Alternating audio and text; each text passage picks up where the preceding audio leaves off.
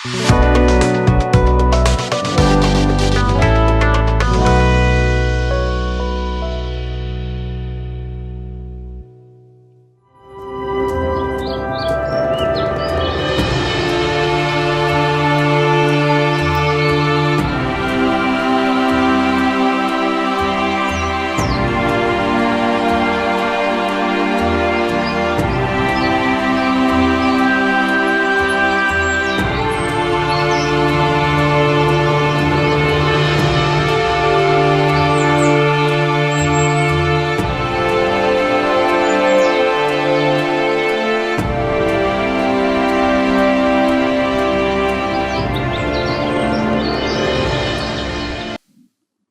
जीशु ख्रीष्ट अति बहुमूल्य नाम संपर्क इंडिया द्वारा प्रस्तुत कार्यक्रम नुआ सकाल आशार आज अध्याय में स्वागत जनाए।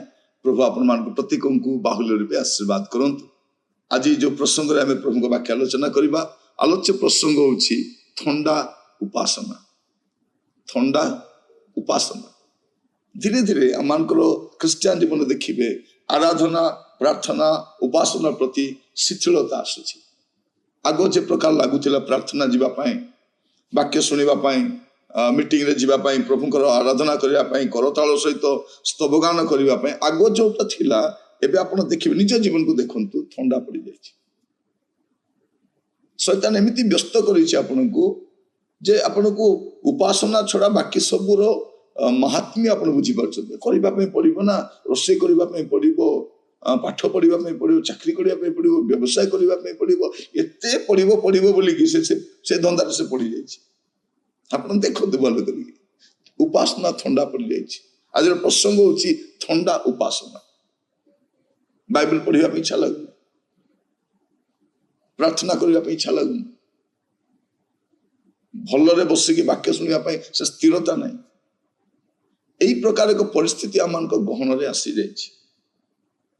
गीत रचक कौन कहते गीत संहिता 122 तार प्रथम पदरे आस आंभे माने सदाप्रभु को गृह को जाऊ यही कथा लोक माने मते कहवा बेले मु आनंदित हेली।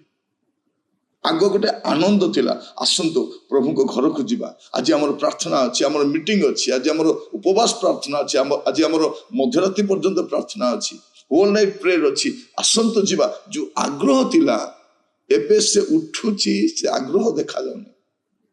आम आसुचे सत कथा किंतु से आग्रहटा हरई बसी। मोर प्रिय भाई भणी माने मो प्रभु को दास भाव आपण मान कहवाई चाहे से आग्रह कहीं से जो आग्रह थिला से कोठी गल एबे ठंडा पड़ जाइए।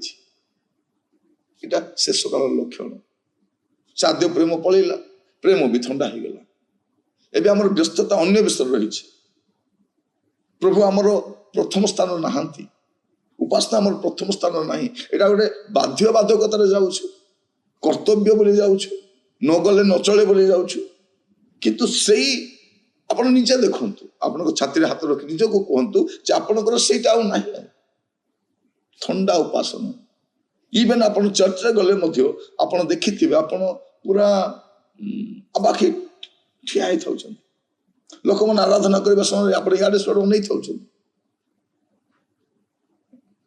आपण को गीत गाइबा इच्छा नहीं। लोक मैंने करताली देवा समय आपण मध्य करताली दे शब्द भी आसुना। मन खोली आराधना भी करि पारुना मन खोली आंठी प्रार्थना करि पारुना। हमर अश्रु तो सुखी गलानी। थंडा उपासना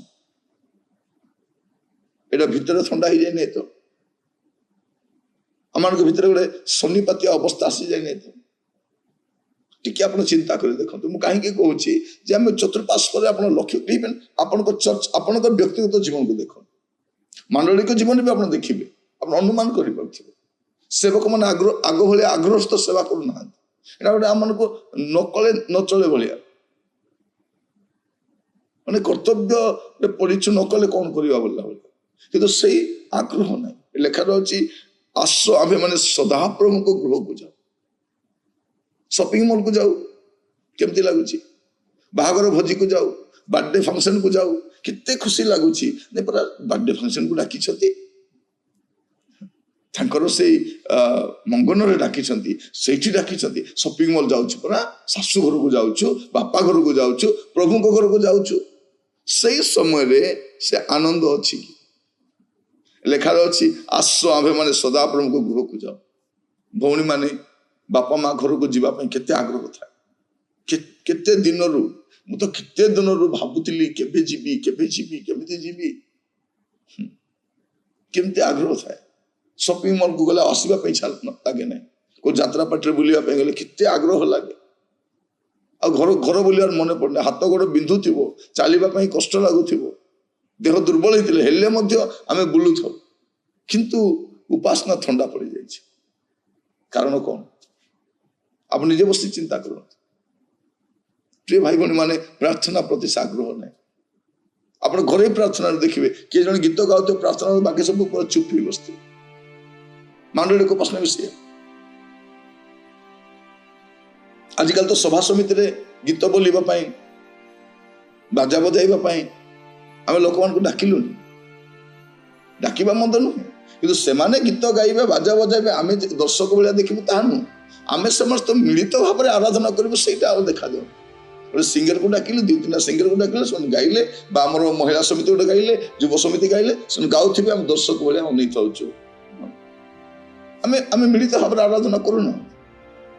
ଆପଣ ଦେଖନ୍ତୁ ଚର୍ଚ୍ଚରେ କିଏ ବାକ୍ୟ ଦେବା ସମୟରେ ଆମେ ବସିକି ଶୁଣିଥାଉଛୁ। ଲେଖିବା, ଶୁଣିବା, ବାଇବଲ ଖୋଲିବା ଏଇଟା ଆସୁନାହିଁ। କାରଣ ସେ ଆଗ୍ରହ କୁଆଡେ ଗଲା? ଉପାସନା ଥଣ୍ଡା ପଡିଛି। ଏଇଟା ଆଉ ଗୋଟେ ବିପତ୍ତିକୁ କଢେଇ ନେଉଛି। ପ୍ରିୟ ଭାଇ ଭଉଣୀ ମାନେ, ଆପଣଙ୍କ ଜୀବନରେ ଏ ଥଣ୍ଡାପଣ ଗୋଟେ ଭୟଙ୍କର ବିପତ୍ତିକୁ ଆପଣଙ୍କ ଆଡକୁ ଟାଣି ଆଣୁଛି। ଆପଣ ଏବେ ବୁଝିପାରିବେନି। ତାଡ଼ନା ଆସିବା ସମୟରେ, ବିପତ୍ତି ଆସିବା ସମୟରେ ଏ ଥଣ୍ଡା ଉପାସନା ଆପଣଙ୍କୁ ସବୁ କିଛି ବର୍ବାଦ କରିଦିଏ। ତେଣୁ ଆଜି ବେଳ ଥାଉ ସଚେତନ ହେବ, ପ୍ରାର୍ଥନା କରିବା। ଅନୁଗ୍ରହକାରୀ ପିତା ପରମେଶ୍ୱର, ଆପଣଙ୍କୁ ଦାସ ଭାବରେ ପ୍ରାର୍ଥନା କରେ, ଆମର ପ୍ରତ୍ୟେକଙ୍କୁ ସାହାଯ୍ୟ କରନ୍ତୁ, ଅନୁଗ୍ରହ କରନ୍ତୁ। ପ୍ରଭୁ ଆମମାନଙ୍କର ପ୍ରାର୍ଥନା ଜୀବନକୁ, ଆମମାନଙ୍କ ଆରାଧନା ଜୀବନକୁ ସଜାଡ଼ିବା ପାଇଁ ସାହାଯ୍ୟ କରନ୍ତୁ। ଯେପରି ଆମେ ପ୍ରତ୍ୟେକ ସଚେତନ ହୋଇ ପ୍ରଭୁ ଆପଣ ଜୀବନକୁ ସଜାଡ଼ି ପାରିବେ, ଅନୁଗ୍ରହ କରନ୍ତୁ। ଆଦର ମହିମା ଆପଣଙ୍କର ଯୀଶୁଙ୍କ ପ୍ରିୟ ନାମରେ ମାଗିଲି ରାଜା, ଆମେନ୍। ପ୍ରଭୁ ଆପଣମାନଙ୍କ ପ୍ରତ୍ୟେକଙ୍କୁ ବାହୁଲ୍ୟରେ ଆଶୀର୍ବାଦ କରନ୍ତୁ। ପ୍ରଭୁ ଅନୁଗ୍ରହ କଲେ ଆସନ୍ତା କାଲି ସାକ୍ଷାତ କରିବା। ବିଦାୟ ଦିଅନ୍ତୁ। ନମସ୍କାର।